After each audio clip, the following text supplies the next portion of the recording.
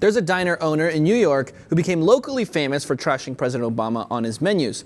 He was featured on Fox News, of course, earlier this year because his diner's menu featured items such as the Dictator Obama special, which is actually just a plate of eggs and a few pieces of toast that cost $3.59 plus an exorbitant tax of $27.99. Of course, you don't have to pay that. It's just, a joke. Anyway, he just pleaded guilty to defrauding the government out of more than $23,000 in welfare payments, of all things. Michael P.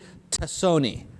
This guy is an idiot. Let me get a quote from Senior Assistant District Attorney Michael Kasmarek, who's working on this case. He said, quote, "It was Medicaid fraud. They had failed to disclose income on their application. As a result, they obtained Medicaid benefits they weren't entitled to from May 1st, 2009 to April 30th, 2011. So this man hates the government, he hates the president, but obviously not enough to take a lot of money from him. He's not a very good businessman. I have to say, if you're going to call a breakfast plate the Dictator and not include hash browns, you're really missing the mark there. Can we bring up the Dictator plate again? I mean, wouldn't you want to be able to say, do you want the dictators or the tomatoes? Yeah, that's funny. But no, you're right, he's cheap. Just 2 pieces of toast and some eggs. Yeah. That's it. Not very much there. You call it the Dictator and there's no taters. All right, let's move on from the taters here.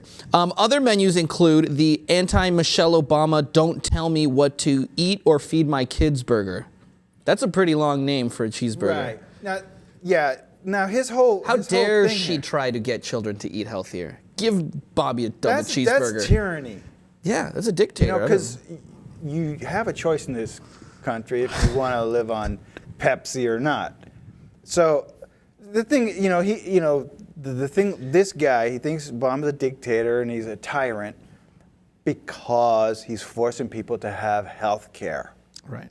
Right. And so now he goes and defrauds the government by claiming a lower income than he actually has so that then he can get health care for free. Right. And he claims he's an honest guy, but apparently not.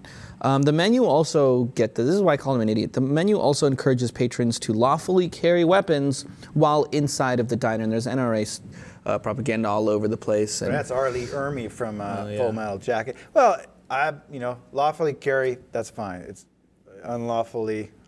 Yeah, but to encourage, why would you go out of your way to say, okay, everybody in your restaurant, I would like you to have a pistol when eating your damn hash browns. You got to be armed in case the people want to come and take your guns.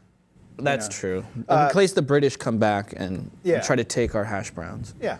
So here's the thing. I'm guessing that he's so incensed that the president wants to force him to have health insurance that he took the option that is below, if you're below a certain income level, you get free coverage, Medicaid.